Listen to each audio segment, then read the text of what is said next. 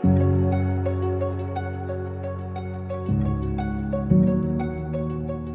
we sit down with Melody Cooper, a proud Maori woman and culturally focused leader. We're here to talk about the work that she does in fostering connections between community, culture, and how that can prosper within teams.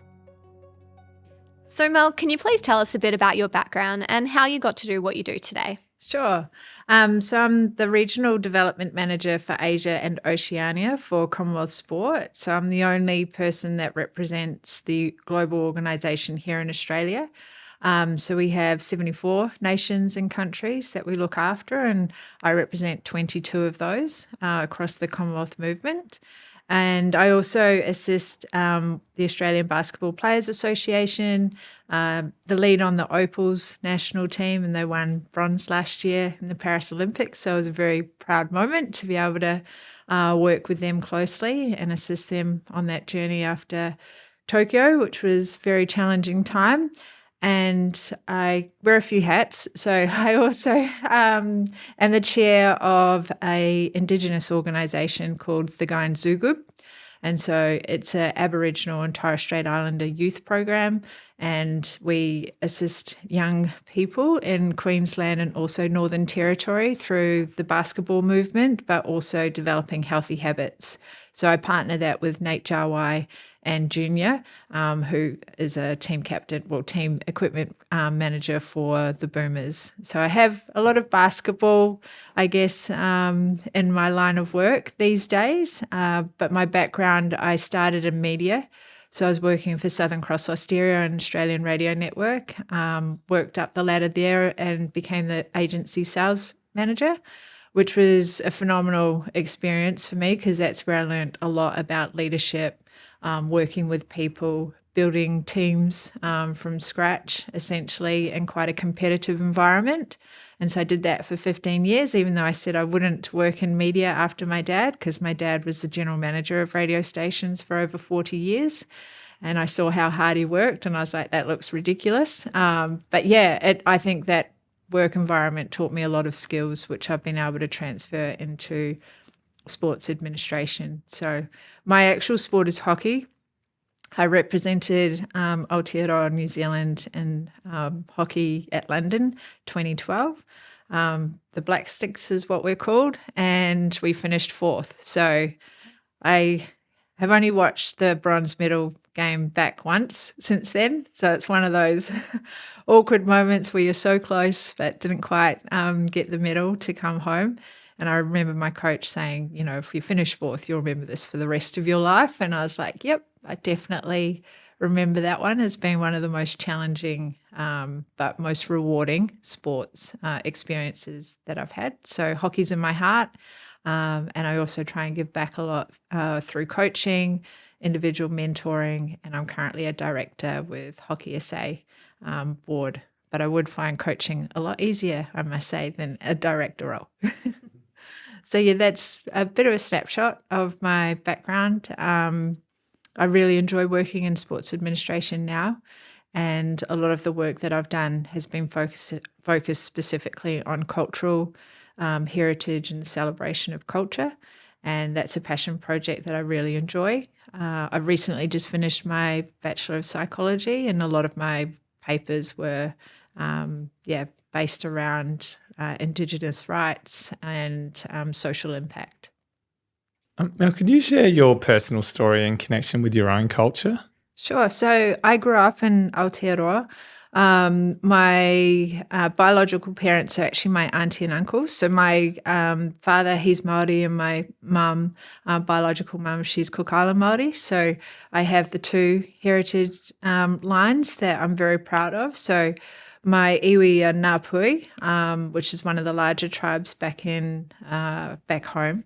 And then my grandparents, they descended from Manahiki, which is a very small island in the Cook Islands. It's known for its black pearls. My grandmother, she moved from Rarotonga, which is quite common for Pacific Islanders to move to Aotearoa to actually fund their family and work and send money back. And so it was an interesting side from a cultural perspective because my Cook Island side, my nana was actually told not to speak her native language when she moved to Aotearoa. I was kind of discouraged at that time to really share and showcase who you are and where you're from.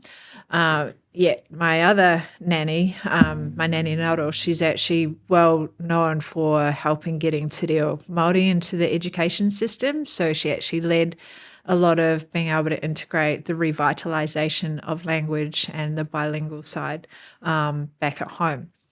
And I would learn a lot whenever I'd go and stay with them when I was younger. And now I try and actually, teach my children. So if you come to my house, our kids only know Māori. So if you speak English to them, they won't. My dogs don't respond at all. And so we're just trying to integrate different ways that we can continue culture whilst we're living here in Australia. My connection back home, though, is very tight. I always played in the Māori hockey tournaments and learnt kapahaka when I was growing up. And, now I try and practice my te reo where I can. Still a bit scratchy. I wouldn't say I'm fluent, but it's why I find my job really special, because I get to work across Oceania and connect in with the Cook Island roots, which is really special, but also connecting in with Aotearoa too, and learn more and more about the Pacific culture, because it's also different and nuanced. What is your role in the Commonwealth Games Federation? And in that role, what are the key initiatives that you're currently working on? It's quite a big role. I must say, when I applied for it, I didn't realise how diverse the role was. But the main reason I applied to join the Commonwealth sport movement was the opportunity to really highlight and showcase culture. It's a different style, I guess, of how we can integrate it with sport, using the power of sport, because I feel like the Olympic movement hasn't really embraced that, whereas Commonwealth are very much looking at ways to be able to showcase culture. So my role really is quite diverse in terms of program delivery, but recently I've actually been designing a program that's specific to high performance and culture across the Pacific, which will be piloted and then it will be rolled across the broader Commonwealth movement in the other regions. So it's quite new. We've been working with the Australian government for funding as well, and hopefully this will be a way of actually being able to elevate the purpose and really the beauty of the culture across the Pacific, because I think there's a lot of countries that do it extremely well. Aotearoa does it very, very well. It's embedded and most people resonate with the haka, but there's more that is integrated as part of the team and how it prepares for a games, including my tonga that I'm wearing today. Like every athlete that goes to the Olympics is presented one. We've all, been shared with the story and the special movement and the ritual that's involved with the greenstone. And so what I'm working on currently is like, how can we look at what's important for Tonga, which is often their necklace as well, what's important for Samoa, and so working out like ways that they can all celebrate what's special to them when it comes to sport, but also how does that look from a local community perspective and working closely with elders. So that's probably one of the core focus areas for me, but I also work on mentor and mentee programs that are dedicated for the Commonwealth Games movement, and that's where we help youth leaders being able to, develop their skill set and be employable after an internship. And then I work with the mentors and help train them so that they can build the capacity locally within their organisations as well. So we have a number of different programs that we deliver, like Women Leaders program, safeguarding that we support as well for games preparation. And the social impact side is one of the key areas, as well as constitution and governance side of things, which is the more complicated piece, but I've been really enjoying it. So I've been out to Niue, which is one very small island, but it's got a big heart, and been working with them around how we can assist them with their governance, given there's a lot of volunteer base. And so the skills and the time to be able to support sport can be quite limited. And that's where Commonwealth Sport takes the lead on that. So, well, what do you think organisations can do to celebrate culture effectively within their businesses or organisations they work within? Yeah, sure. I think it comes down to the people, knowing who work for you and what's important to them and where they come from. I think that getting to know who it is that's sitting next to you and being able to work towards the common goals is probably the most critical part. And then creating space for them to be able to be who they are and feel comfortable with sharing a bit of their own piece of culture more broadly to the team. And that part, I think, can be a bit tricky where the balance of what's authentic versus what's forced. So it's almost encouraging people to voluntarily share openly what it is that's really meaningful to them, I think is the most important part. And then also having your staff group actually empower that and being able to lift those ideas up as opposed to top down. So when you've got a nucleus that are quite open and extroverted, it's probably a little bit easier. But creating that environment where it might not be in the office setting, it might be better to be out of the office and having a look at what people feel comfortable with. Because in the Islander culture, often humour is important because that settles the nerves. I've just worked in a workshop over the last week where public speaking is not something that's often, there's a level of comfort to do that. But after 3 days, I couldn't shut them up because it was more around they felt comfortable and proud of who they are and where they've come from. But then having like little segments where like it worked towards the actual public speaking side of things. So asking them to share around traditional food or picking like a specific cultural ritual that they really are proud of. That was kind of like our cultural night that started it off, that they shared a piece of them in a way with the whole room. And I could tell they were all nervous. They get nervous every time we do that, but everybody does it. So everyone takes ownership of it. And I think that's really important where you're able to show interest and value what you're hearing, and then being able to actually take some of that through into your workplace environment in different ways. So it's not like a one-off, like you've got to really continue the movement around why it's important to showcase culture. So, Mel, what are some approaches you feel that individuals can adopt to better understand cultural differences?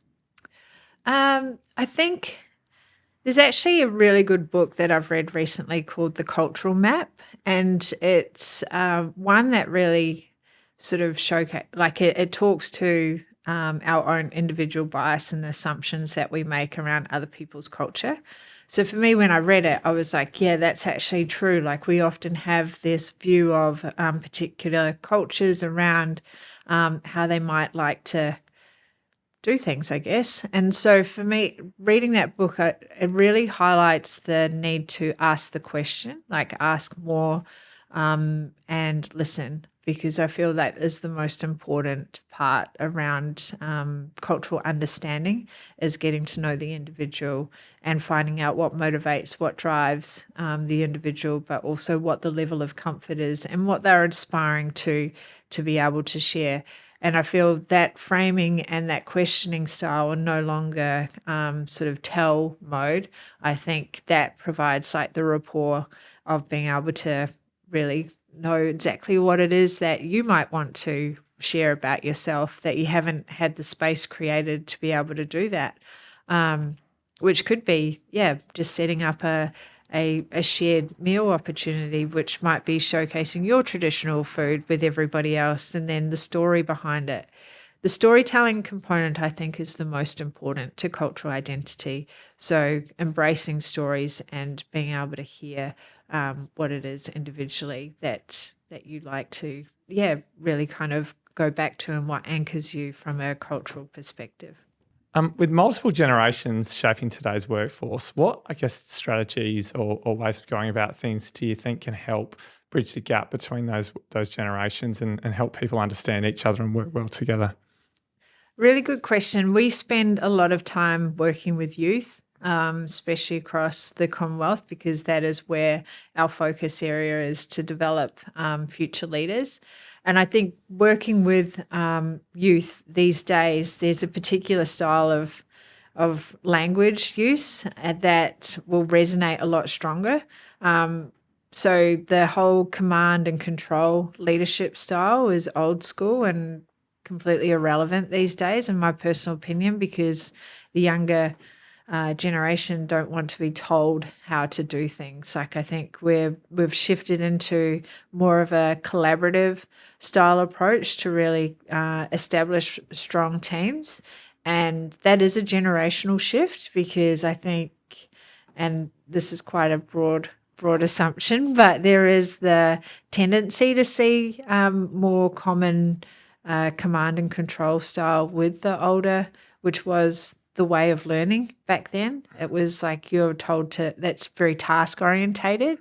Whereas now I feel like youth want to have such strong meaning and purpose beyond their job. It's not, I rock up just to do the job. I want to know that what I'm doing is actually quite meaningful and I'm making a difference not only in my own life, but someone else's life as well. So I feel like that inclusive, collaborative style is very critical in order to harness loyalty from the younger generation, but then also balancing it with, I think it's important to have like that accountability as well, because we live in a world where we are wired to get results. So the accountability part is quite important, but working through as an agreed way of, okay, we are both working towards this goal, and it's a bit more open as opposed to here's the goal and you haven't had input into the design of it. So a lot more co-design, I think, is important with the younger generation, and openness with the language structure to include them in the design of what it is that you're all working towards. I feel like the way forward these days is also important to use technology as much as possible too, to have that adaptability where some may not necessarily be as comfortable with the personal style, and so their learning might be through different social grabs, or that's their way of absorbing information. So understanding their learning ways is also really important too. Thanks, Mel. You touched on in the answer to that question the language that's used in talking to teams. Could you provide some examples of where language is used well versus maybe not so well? Yeah, sure. Definitely more inclusive and collaborative language is more important, and the use of we is very much one that's actually I think stronger in terms of how you bring people together. The tell mode and where people are instructing the individual can be a little bit more defensive mechanism driven, if that makes sense, because it's not a hang on a sec, I haven't had any opportunity to actually buy into this by being able to collaborate on it. So if someone's saying, yeah, I want this done, or I need this done, and this is how we do it, or this is how I do it, language use, that can be a bit more confronting in terms of narrowing the scope of the person and the individual feeling like they can have input and contribute to it a bit more.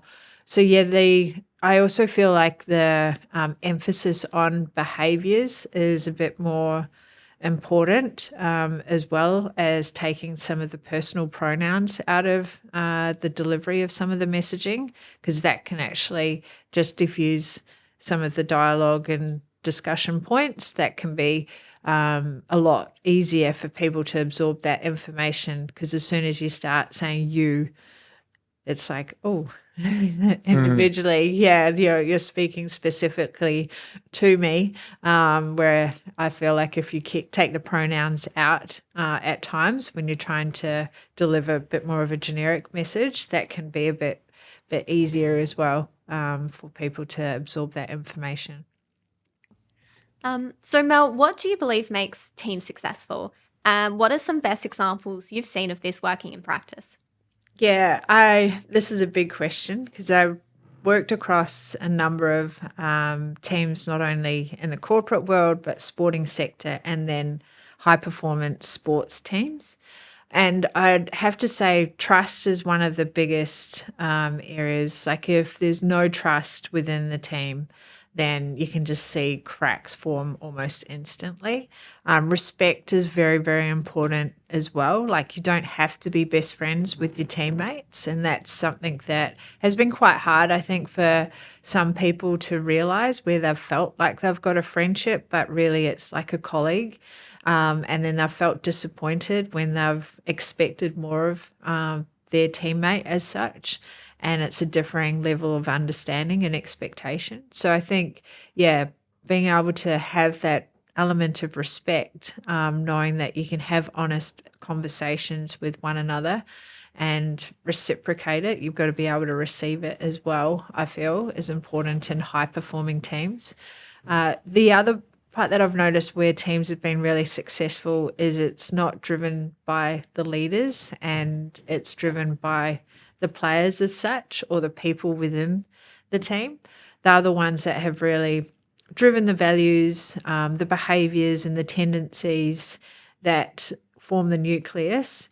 And then when new people have come in and out, it's actually the way that they've been able to design the framework has either accepted those people because they've been able to embrace it, or it's rejected the people because they haven't been able to.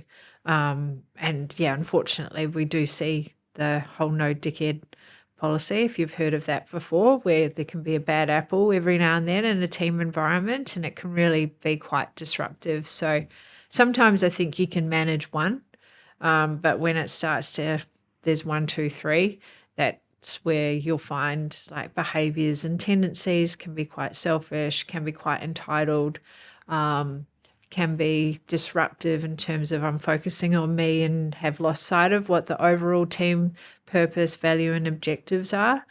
And I think that's where you've need the strength of good people to be able to make those tough decisions to say, well, if you're not accepting of the values and the framework that we're trying to create, then unfortunately this place is not for you. But I have been in environments where, you know, it's really strengthened my values because it's opened me up to scenarios and situations where I'm like, that does not resonate with me. And so I think it's about developing your own blueprint, knowing what's important to you and sticking 100% to that, irrespective of what surrounds you and what the distractions and the chatter is. Now, I wish I knew that 20 years ago because I probably bounced around in a couple of places where I was just like, I didn't have the voice to actually feel comfortable to be able to share what it was that I didn't agree with. Like I knew internally, I was like, no, that doesn't sit well with me, but I didn't have the confidence to be able to raise that. And that was the probably more around the power imbalance that I had in my own head, whereas now I think it's more everybody can take power back. It's just how you actually structure it and how you frame it within a team environment. So I like looking at team dynamics. I like looking at the relationships across the different ways to be able to come together. I think it's one of the most important things that we do in life is like, where's our place and where do we fit and how can we contribute? So yeah, high performing teams, they ebb and flow. And when you see teams get it right, everyone's trying to figure out what's the recipe and how can I try and garner a little bit of that to pull into the way that I work. So yeah, I think there's certainly successful models, there's successful basketball teams that I've often followed, and it's through the coach being able to set up the framework, but then it's the players that have effectively driven it. So yeah. So Mel, having experienced the Olympics in several ways, what are some of the habits you've seen of those people that perform at that level? Olympics is one of the, I guess, dreams for many athletes and coaches to be able to represent your country. So the discipline is probably one of the main things that I noticed and witnessed in my own journey. Was you had to be so disciplined. You made number of sacrifices in order to get to the Olympics, but you did it because of your clear focus on what it was that you wanted to achieve. I've never trained that hard in my whole entire life, and I enjoyed it. Like, it was pretty challenging physically and mentally because I lived away from my husband at that time for 6-month preparation, and you did it because you were doing it for yourself, but also for your family and the support system around you. And that was quite common, I think, for a lot of my teammates at that time, knowing that you had to really grind it out. You would often have distractions as well. Even when we got to the village, there was a lot of chatter and the expectation grew around our team being successful. And I found that quite challenging to manage, but I literally shut off social media the whole time I was there, to the point where it was even difficult for my husband to contact me sometimes. So, because I just went quiet, because it was just, I was there to focus purely on hockey, and that's what meant everything to me, because I'd done so much in the lead up to be able to train for that moment. So I think discipline, clarity of mind, being quite selfish in a way. And I say that because I think you do have an element of selfishness in order to get to where you're going at that level. But I would balance it that there's selfishness that can be a bit unhealthy as well. So I think, the selfishness is important to know that you have to protect your time. You have to protect what it is that you're focusing on. And that is something that I felt was really important in the lead up. And I've seen some phenomenal athletes. I've seen the way that they've prepared themselves, and the euphoric feeling of being able to represent your country and win medals is pretty, amazing. So I think for us, we weren't able to go to the opening ceremony. You hear about the Olympics and the opening ceremony being one of the greatest parts of the experience, but we watched it through the TV screen and saw the fireworks out the window because we had to be up at 5:30 a.m. the next day to prepare for our first game, which was Australia. So Australia-New Zealand, always a bit of a tough rivalry. But I think that the skills and the mental toughness that you develop in order to achieve that level of sport certainly has been able to assist me with my career, and being able to prepare me for what it is, what's required, I guess, from a personal side, and developing my own style of leadership definitely stem from the way I was as a player and what I learned from people around me throughout that, and the coaches that supported me through that too. Thanks to Melody for her time today. If you'd like to hear a bit more about our series, look us up on Spotify, Elevate Management Consulting Knowledge Series, or to hear a bit more about what we do, go to elevatemc.com.au.